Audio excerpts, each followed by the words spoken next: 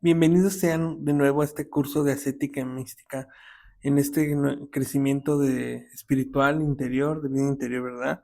Ya estamos en nuestro módulo 3. Me da mucha alegría ver que ya has llegado hasta aquí y quieras seguir formándote en estos temas de nuestra vida espiritual. Hoy vamos a ver un tema muy importante, muy interesante, que es el combate espiritual, la lucha interior del cristiano, ¿verdad? Sin más preámbulos, vamos iniciando nuestro tema del día de hoy.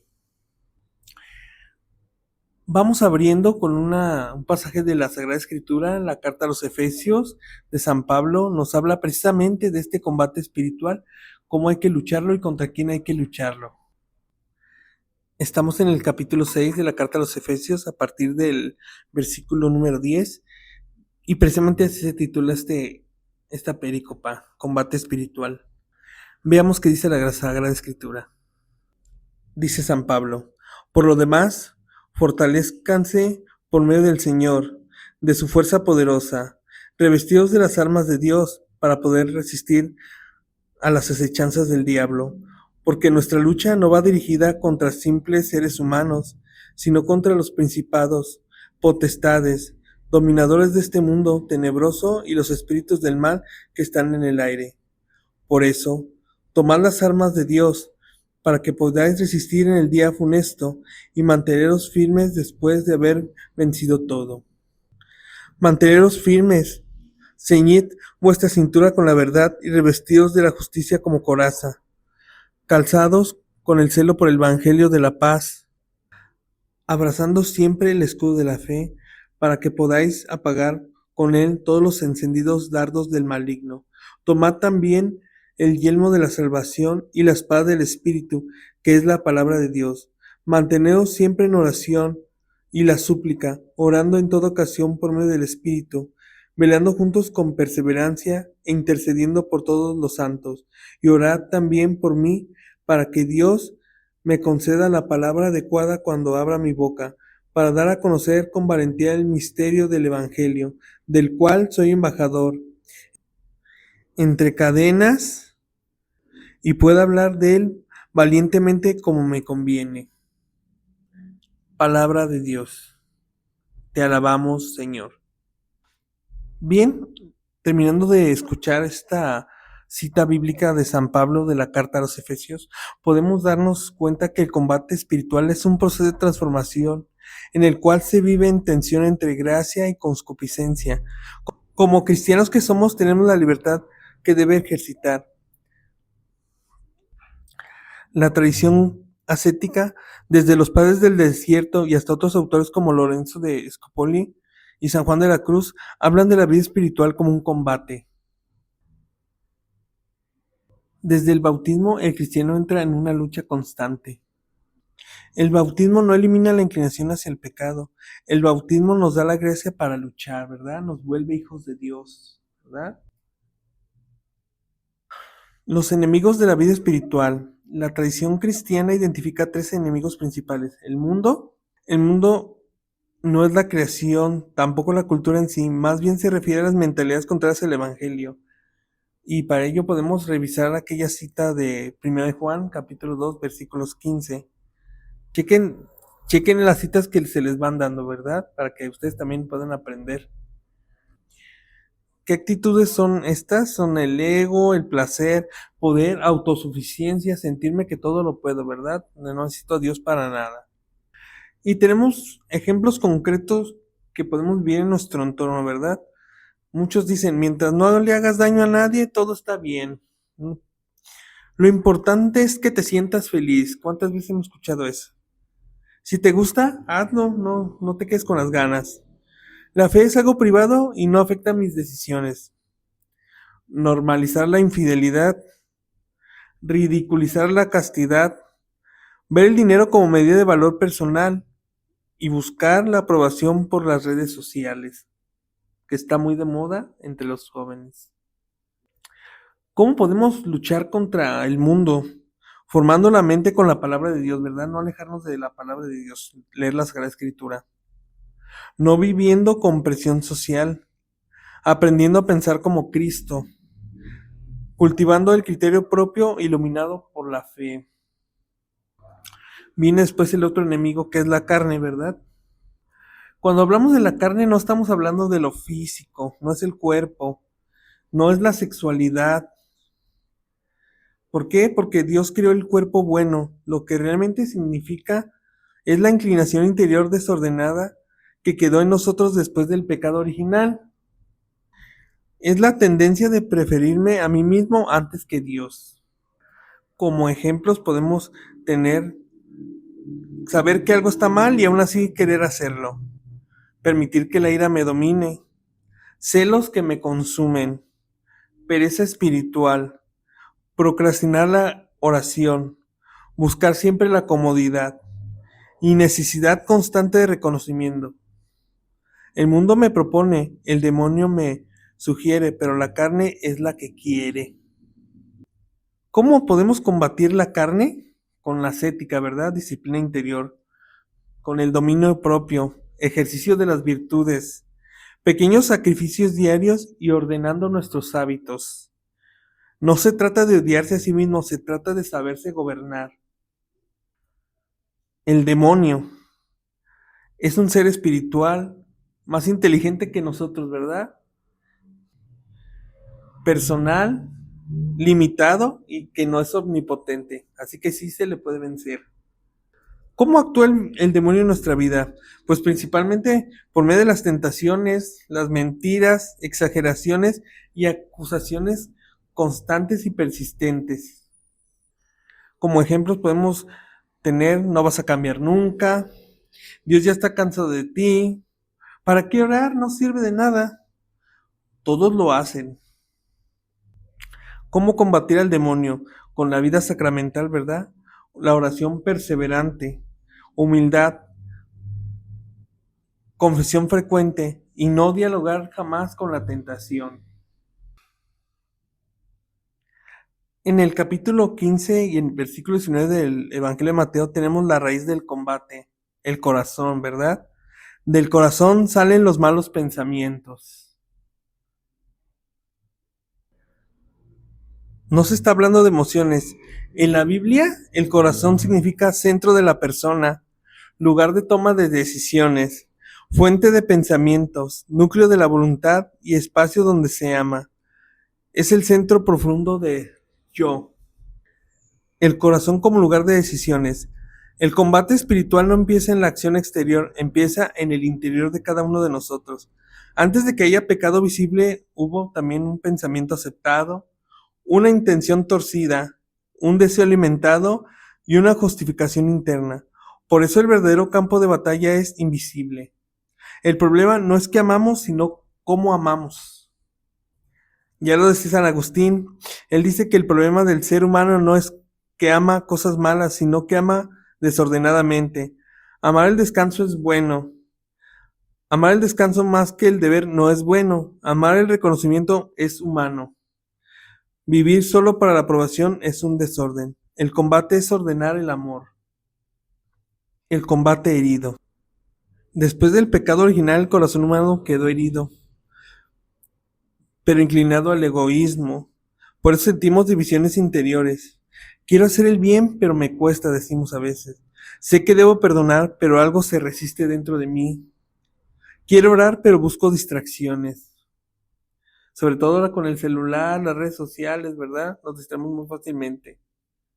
Eso no significa que seas malo. Significa que el corazón necesita sanación y disciplina. El combate como purificación de intenciones. Uno de los niveles más profundos del combate no es el pecado grave, es la intención. ¿Qué quiere decir esto? Hago el bien, pero quiero que me vean. Hacemos a veces la caridad, pero queremos que nos vean, ¿verdad? Y eso no es de cristianos. Sirvo, pero me molesta que no me agradezcan. Hago oración, pero busco sentir algo especial.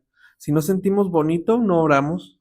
No vamos a la misa porque no sentimos bonito, ¿verdad? Y aquí hay una pregunta bien importante que te dejo para reflexión. Si nadie sabe de las cosas buenas que haces, ¿lo seguirías haciendo si no tuvieras ese reconocimiento? ¿O dejarías de hacerlas porque ya nadie te ve o nadie te reconoce? Entramos aquí en los 3 niveles del combate dentro del corazón. Primero, tenemos los pensamientos. Los pensamientos, todo aquello que dejo entrar, lo que alimento y lo que repito, ¿verdad? Los afectos, a qué me apego, qué me domina, qué me altera fácilmente. Y luego vienen las intenciones. ¿Por qué hago lo que hago? ¿Para quién lo hago? ¿Y qué busco en el fondo? El crecimiento espiritual ocurre cuando estas 3 dimensiones se alinean con Dios. ¿Por qué se dice que el corazón es el campo decisivo? Porque desde ahí se elige el pecado o la gracia. Se acepta o se rechaza la tentación. Se decide amar o cerrarse. El mundo puede presionar, el demonio puede sugerir, la carne puede inclinar, pero la decisión final ocurre en tu corazón, ¿verdad? El corazón como lugar de encuentro con Dios. En el combate espiritual no todo es lucha. En el corazón también es un lugar de oración, lugar de gracia, lugar de consuelo, lugar de transformación, ¿verdad? La verdadera conversión empieza en el corazón. Dios no transforma tus circunstancias, pero transforma tu corazón. Si estamos esperando que ya no tengamos problemas, que no vengan tribulaciones, estamos muy equivocados. Eso no es así. Cuando realmente estemos en ese combate, lo vamos a entender. Y es que vamos cambiando nuestra forma de reaccionar, nuestra forma de amar, nuestra mirada, ¿verdad? Cuando estamos enamorados de alguien, nos cambia la mirada, ¿verdad? Nos cambia la forma de sentir, nos sentimos todo más intenso, ¿verdad? Vamos viendo cómo educar el corazón. Y lo que necesitamos es el silencio interior, hacer un examen diario de conciencia, practicar patrones repetidos, ¿verdad? Seguir practicando la oración, todo eso. Practicar virtud contraria al defecto dominante. Por ejemplo, si somos muy impacientes, practicar la paciencia, ¿verdad? Si somos muy enojones, practicar la tranquilidad, la templanza, ¿verdad?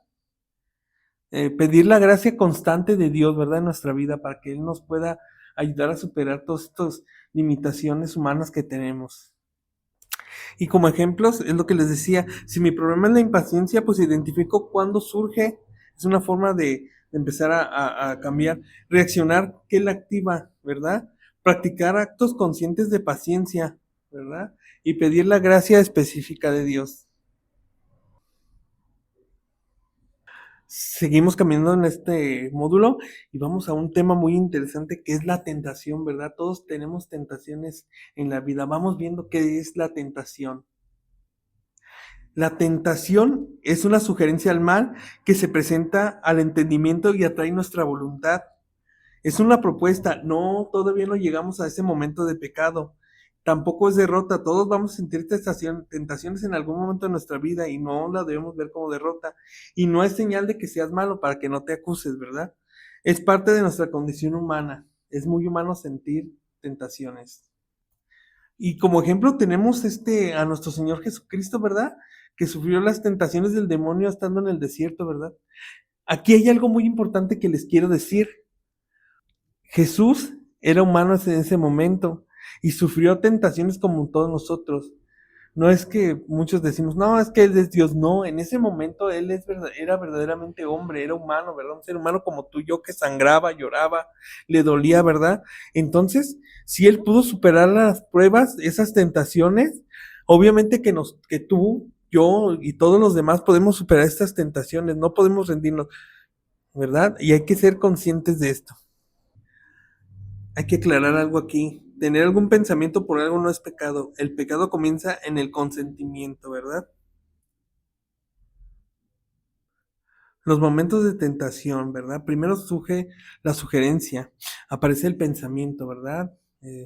Después el diálogo, empiezo a conversar internamente con él. Y después el consentimiento voluntario, ¿verdad? Es ahí cuando ocurre el pecado, ¿verdad? ¿A qué nos referimos con diálogo? La sugerencia, por ejemplo, vamos poniendo, tenemos un compañero de trabajo muy guapo, muy agradable y empezamos a pensar en él, qué guapo es y así. Se fijan, ya lo estamos piense y piense y después damos el paso siguiente que sería la infidelidad, ¿verdad? A nuestra pareja, a nuestro esposo, esposa y así, ¿verdad? Es ahí cuando ocurre el pecado. Nuestro combate espiritual está en el segundo paso. Tú no eres responsable de lo que aparece en tu mente. pero si eres responsable de lo que decides alimentar, ¿verdad? Si estamos piense y piense y piense en eso, tarde que temprano vamos a caer. Así que no hay que negociar con la tentación, ¿verdad? No hay que alimentarla, ¿verdad? Hay que cortarla de tajo, así. Vamos viendo algo muy interesante. ¿Por qué existe la tentación? Primeramente porque somos libres. Sin posibilidad de elegir el mal, no existiría el amor verdadero tampoco. Porque el corazón está herido. Tenemos inclinaciones desordenadas, lo que conocemos con concupiscencia. También porque hay oposición espiritual. El enemigo tienta, pero no nos obliga. La tentación no significa que Dios te haya abandonado, significa que está vivo espiritualmente. ¿Cómo debemos actuar ante la tentación? La tentación casi nunca aparecerá como algo obviamente horrible. Suele presentarse como justificada, minimizada, disfrazada de bien o de algo urgente, como algo que nos atrae, ¿verdad? Algo atractivo, algo apetitoso, ¿verdad? Y cuando estamos justificándonos con esa tentación, podemos decir, sobre esta vez, no es tan grave, mañana empiezo a cambiar, te lo mereces, nadie se va a enterar. El enemigo rara vez ataca de frente, ataca suavizando la conciencia, ¿verdad? No está tan malo, es algo bueno y así, ¿verdad? Vamos viendo ahora los tipos de tentación. Tenemos primero la tentación del cuerpo, la comodidad excesiva, la pereza, desorden en la comida, ¿verdad? Lo que es la gula, ¿verdad? Todos los pecados capitales. Descanso y sexualidad desordenada, ¿verdad? La sexualidad en sí no es mala, pues Dios la creó, ¿verdad? Para el disfrute y el placer también, no solo para la reproducción, ¿verdad? Pero hay apetitos que son muy desordenados, ¿verdad? Todos sabemos cuáles son. Tentaciones de orgullo, necesidad de reconocimiento, competencia enfermiza, la envidia, sensibilidad exagerada a la crítica. Hay gente que la critica y hace un drama. Bueno, también debemos de ver qué tipo de crítica, ¿verdad? Siempre son críticas constructivas, no que tratan de destruir al individuo. Creerse superior espiritualmente, desanimarse pensando no sirvo para esto, buscar experiencias extraordinarias y compararse constantemente con otros es un error muy constante dentro de nosotros. También podemos ver la tentación como ocasión de crecimiento, ¿verdad? Podemos fortalecer la virtud, aumentar la humildad. Te hace depender más de Dios y de su gracia, ¿verdad? Te enseña donde eres débil y ahí es donde tú puedes mejorar tus áreas de oportunidad, ¿verdad? Sin tentación no habría madurez espiritual. Así que no renegamos de la tentación, más bien venzámoslas, fortalezcamos más en nuestra espiritualidad diaria para poder vencer las tentaciones. Los errores más comunes frente a una tentación, que decíamos ya dialogar excesivamente, cuando empiezo a negociar con el pensamiento, ¿verdad? Drama excesivo. Soy terrible porque pensé esto, ¿verdad? Nos acusamos y nos acusamos de estar pensando esto, ¿verdad? Desesperación después de caer en la tentación. La culpa puede paralizar más que el pecado. Confiar solo en nuestra fuerza de voluntad. Eso lleva al voluntarismo. Yo puedo solo y solo puedo, ¿verdad? Y aquí te dejo las estrategias prácticas para que tú puedas vencer la tentación. Primero vamos a detectar ese patrón. ¿A qué horas, a qué momento del día caemos más, verdad? ¿Qué estado emocional tengo cuando caigo en la tentación? ¿Cuáles son mis detonantes? Hay que analizar bien eso para ver qué es lo que está pasando y qué nos hace caer en el pecado, ¿verdad? Cortar el diálogo rápidamente, no negocies, cambia de actividad, muévete, haz ejercicio, alguna actividad física, si es necesario, ¿verdad? Orar, siempre decir, Jesús, en ti confío, Señor, ayúdame, por favor. Sustituir el pensamiento, no basta con decir no, hay que redirigir nuestra mente, ¿verdad? Para dejar de pensar en eso, ¿verdad? La confesión frecuente, no para vivir culpándonos, sino para vivir libres. Acuérdense que el sacramento de la reconciliación es para volver a estar en gracia de Dios, ¿verdad? No es como un castigo, hay que verlo como algo positivo dentro de nuestra vida espiritual. La tentación y la desolación. Cuando estamos desolados o nos sentimos tristes, lo mejor es no hacer cambios grandes, intensificar más la oración, ¿verdad? Recordar consolaciones pasadas y saber que esos momentos van a ser temporales. La tentación suele intensificarse en la desolación. Vamos viendo por qué Dios permite la tentación. Dios no tienta al mal, pero permite la prueba para fortalecer nuestra libertad. Sin prueba la virtud no madura. Es como el músculo, sin resistencia no crece. Vamos ahora a otro tema de este módulo, que es la pasión. ¿Qué son las pasiones? La tradición cristiana, especialmente la enseñanza de Santo Tomás de Aquino, nos define como movimientos del apetito sensible ante el bien o el mal percibido. O lo que es lo mismo, son reacciones emocionales que surgen espontáneamente ante lo que percibimos. Y como ejemplos podemos tener alegría ante algo bueno, tristeza ante una pérdida, ira ante una injusticia, deseo por algo atractivo. Las pasiones no son malas, las pasiones son parte de la naturaleza humana y fueron creadas por Dios y son energías necesarias para amar. Solamente pensemos, sin pasión no habría entusiasmo, no habría compasión y no habría valentía. El problema no es sentir, el problema es cuando la pasión gobierna nuestra voluntad. Vamos ahora con el discernimiento espiritual. Según San Ignacio de Loyola, discernir es reconocer el origen y la dirección de los movimientos interiores. Y para eso podemos hacer nuestras dos preguntas. ¿De dónde viene esto y hacia dónde me lleva? Diferencia entre emoción y emoción espiritual. No todo lo que siento viene de Dios y no todo lo que me inquieta viene del demonio. Como ejemplos podemos tomar, puedo sentir entusiasmo y ser aura de vanidad, ¿verdad? Puedo sentir miedo y estar haciendo la voluntad de Dios. Puedo sentir paz, pero estar evitando la responsabilidad. Por eso el discernimiento no se basa en cómo me siento. Criterios prácticos de discernimiento. Frutos a la... Estos frutos me producen humildad, producen caridad, producen fidelidad. Si es así, son buenos frutos. La profundidad en la paz. La paz de Dios es estable. La paz que nos ofrece el mundo es superficial y pasajera. Debe tener coherencia con el Evangelio. Dios nunca se contradice. Vamos a ver la diferencia entre consolación y emoción intensa, que no es lo mismo, ¿verdad? La consolación, según San Ignacio de Loyola, es el crecimiento en fe, esperanza y caridad. Atracción estable hacia Dios. Una emoción intensa es, por el contrario, puede ser pasajera y puede no cambiar nuestra vida. Discernir las pasiones. Las pasiones pueden ser materia prima que Dios purifica, instrumento que el enemigo puede usar contra nosotros, o simplemente una reacción humana neutra. Sentir ira en discernimiento, ¿es por justicia o es por orgullo? Podríamos hacernos esa pregunta. ¿Me mueve a actuar bien o solamente a herir? Las armas del combate. Vamos viendo qué armas tenemos para luchar en nuestro combate espiritual. Primero tenemos la oración perseverante, no solo cuando me siento con ganas, sino con disciplina y amor. Podemos reforzar lo que habíamos dicho antes, la oración no se basa en emociones intensas, sino en esos momentos de intimidad con Dios, ¿verdad? Ese diálogo abierto, ¿verdad? El examen de conciencia, y hay que dejarle tener miedo al examen de conciencia, ¿verdad? Y es que no podemos ponerlo a un nivel de una revisión neurótica, ¿verdad? Ni es perfeccionamiento espiritual, no. Es mirar el día como Dios lo ve, ¿verdad? Nuestro día a día. Reconocer la acción de gracia, detectar patrones, la perseverancia, ¿verdad? Aquí podemos tener, es donde podemos agarrarnos más de este combate espiritual. Sabemos que vamos a tener caídas repetidas, etapas de sequedad, tal vez desánimos, pero el crecimiento espiritual es más parecido a un campo, ¿verdad?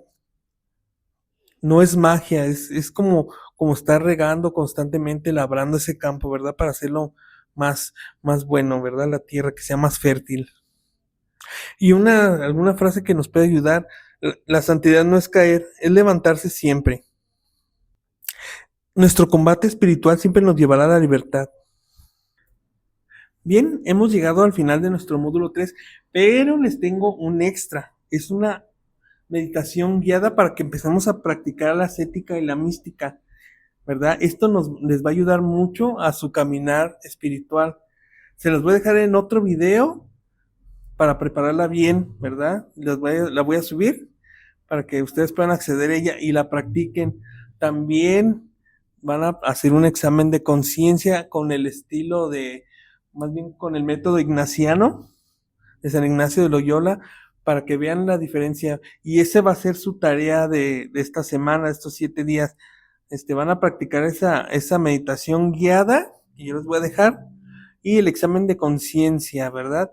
Y otras tareas que después les voy a ir dejando y otras lecturas. Voy a tratar de subir este material, dejar el link directo para que descarguen todos los materiales. O si igual también voy a dejar mi número de WhatsApp personal para que si quieren mandarme un mensaje para que les mande los materiales, se me haría más práctico, ¿verdad?